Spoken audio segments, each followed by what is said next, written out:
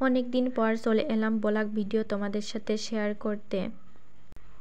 ছাদে চলে এসেছি গাছপালাগুলোকে একটু দেখাশোনা করতে বিকালবেলা।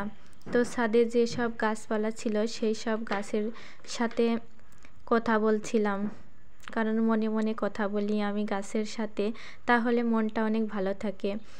এইখানে আখ গাছ আছে, আখ গাছগুলো একটু পাতাগুলো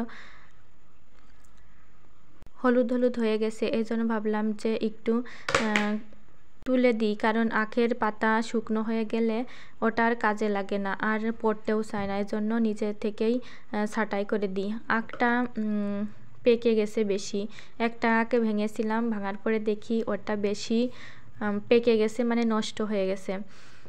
তো আর খাওয়ার উপযুক্ত নেই, তবুও ভালো লাগে দেখতে, এই জন্য আর তোলা হচ্ছে না। অনেক সবজি আছে এখানে, যে কুলেখাড়া আছে, কুলেখাড়াটার শাকটা আমার কাছে খুবই ভালো লাগে। নিমের গাছ আছে পাশের বাড়ি ওনাদের, তো নিম গাছটা আমাদের ছাদের উপরে আসছে, কিন্তু যে নিমের পাতাগুলো এত ভালো লাগে এই জন্য আর মানে কিছু করি না, এগুলো রেখে দিছি।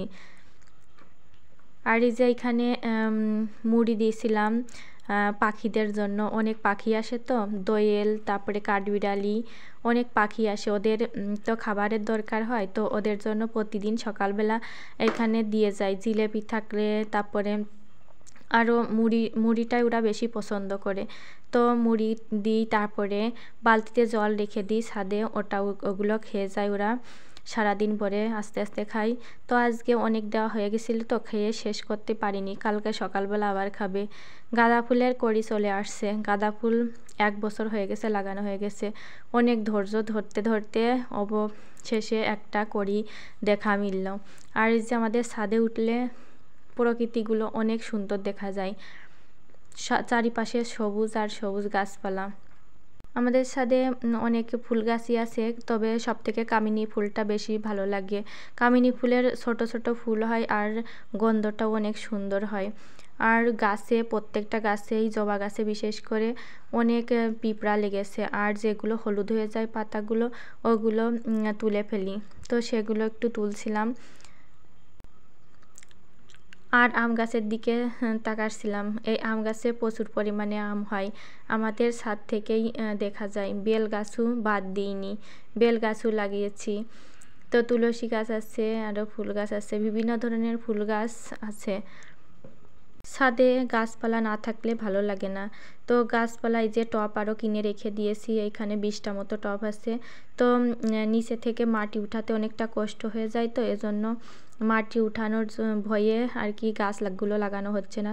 যেগুলো সবজি কাটা হয় সেগুলো টবের ভিতর রেখে দিছি, রেখে জল দিয়ে রেখে দিছি, একটু পচলে তারপরে সার হবে, তারপর মাটি দিয়ে লাগাবো ভাবছি। তো এই যে চারিপাশে আমাদের গাছপালা অনেক সুন্দর লাগে, তোমাদের কার কার ভালো লাগে অবশ্যই কমেন্ট করে জানাবে এরকম গাছপালা।